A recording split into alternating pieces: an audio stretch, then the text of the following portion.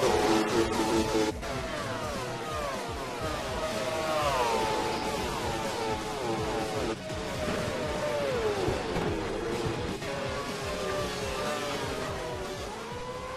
everybody, Jack Acid here with our third episode of our Season Challenge F1 2012 series, and we are just now accepting our contract offer from Toro Rosso after defeating Jean-Eric Vergne as our rival while we were with Caterham, and that was good for the first two races of the season. Now we're beginning the third here at Silverstone, and going to have to select a new rival before we can move on. Feeling kind of aggressive, going to go ahead and go after Grosjean in the Lotus, and hope that I could take his seat, and that would give me a chance to maybe race for two top teams before the season is out, assuming I don't lose to a rival. But this could potentially be more than I can handle. Not exactly sure what kind of pace the Toro Rosso will have. We'll find out here in qualifying, starting off here, and just going to kind of scan through the lap. And you can see in turn one, I'm already well off the pace from the pole position leader. Not surprising because I am in the Toro Rosso, but am trying to minimize that gap so I can get as good of a position as possible. And you can see I get my lap all wrong right there,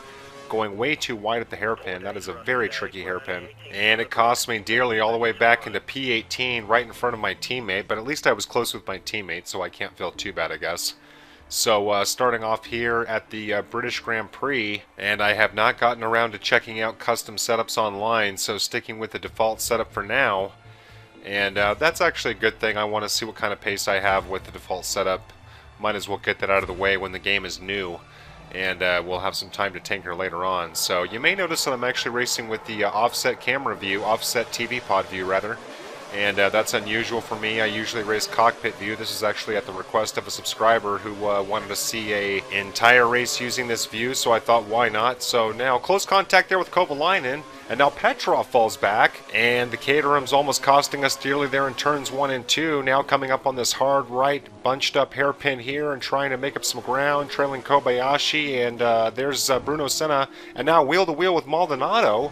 And he is pushed off. We make contact there, and now competing with Sergio Perez, and he fishtails, more contact. And in the early goings of this one, it's looking more like a bumper car session, and part of that is my fault. I'm not quite used to the sensitivity of this view as we sweep around here to this left-hander, and more contact there with Perez, and our wheels almost lock, and more contact. And this is the corner that cost me dearly in qualifying, and no warning from the stewards. And I was about to say that my sensitivity with my thumb control, because I am using a 360 controller, is significantly different than with cockpit view.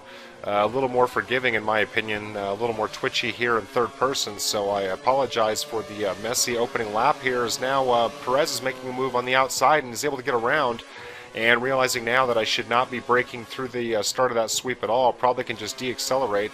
So that's going to cost me time with the Sauber, and now Maldonado and the Williams is very anxious to get around as we come down the very long straight, and you can see he's making a move on the inside, going to give him plenty of room. And let's see what happens here at the braking point. See if we can lock onto his gearbox and make a move on the inside, and I can't quite get around him. Our car was literally locked there. Very, very strange, and now trying to get around him at the chicane, dropping down into first gear, and able to make a move to regain the position. And come around here to the end of the first lap and start of second. So a spirited opening lap for sure, and hoping that the race goes a lot cleaner than that lap went. But and I hear a spin out. Someone's gone off track from behind, and I'm just now noticing that my rival Grosjean is all the way back into 23rd. So part of the aggressiveness on my part in that opening lap was thinking that I had to get up closer to P8 or 9. And somewhere along the way I missed it, but Grosjean went off track, so we are in very good shape here in lap 2. And that's probably just going to mean that we just need to keep it on the rails and keep it clean. And we should get an easy victory. We'll have to go back and look at the replay and see what happened. As you can see, I go very wide at the hairpin. And the reason for that is twofold. First of all, my entry point is terrible. I'm coming in from the wrong side of the track, or not far enough from the left. And the second problem that I'm having is that I'm just giving it a little too much gas right when I make my turn there. So still trying to learn my lessons as we come around here, nearing the third sector of lap 2, and applying what I learned from the first lap, not to brake coming into that, just to sort of de-accelerate and going much quicker through it. But now you can see that Bruno Senna is trying to get around me there. AI very quick through there, and you can see the train of cars behind me Unfortunately, I do not see my rival anywhere, so we're in good shape in that respect, but Bruno Senna's having a look on the outside here. And again, my entry point on that corner is way off. That's actually one of the more difficult corners on the circuit for me. Now wheel-to-wheel with the Williams, and let's see who has the medal here at the chicane, and able to stay in front of Bruno for now. But definitely still trying to get my controls down. Again, the sensitivity in this view is a lot different than cockpit view, so that's part of my problem here, and I hope you guys can bear with me. But it's actually fun. I really like third person. I should race with it more just to get better at it because I do enjoy it. But I've been racing in cockpit view for the better part of 8 months, and it's just sort of the habit now at this point. So I might switch it up off and on. We'll see how things go. But first, I got to worry about finishing this race here in lap 3.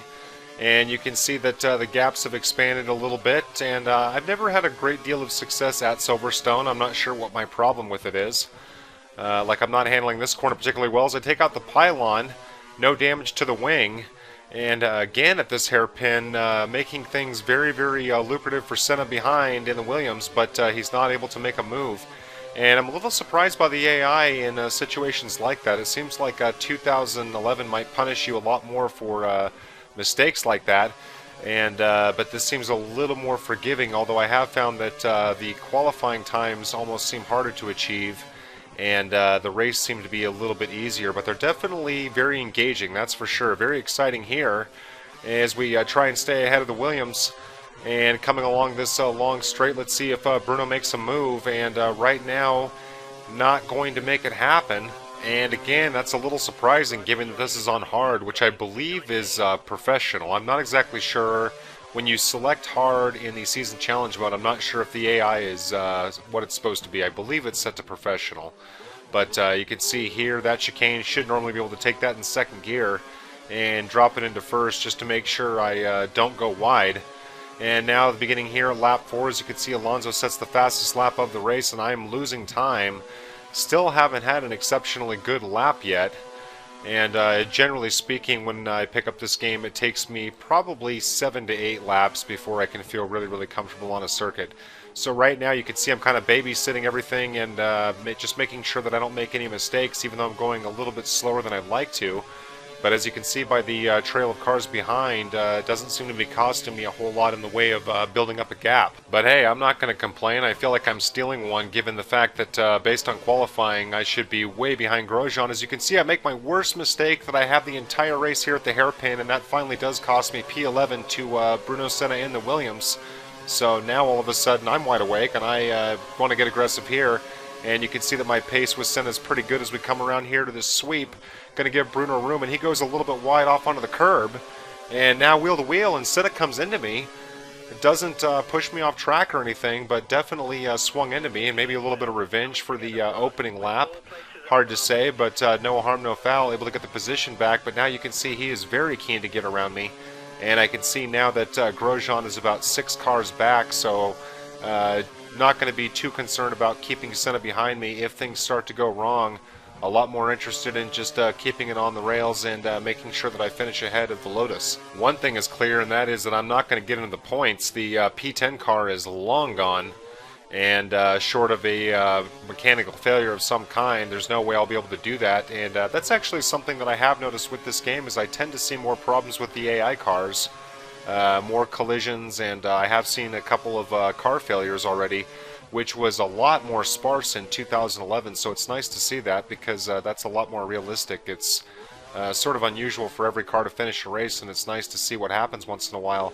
And now you can see that I'm getting my lines all wrong here on lap 5, and again, not too worried about it, but now you can see that looks like Grosjean's made up a little bit of ground and is pretty close behind. If I had a significant problem going off track at this point, it's very, very possible that he would be able to get around. He is the caboose in the train of cars that I'm holding up, so definitely want to keep things clean.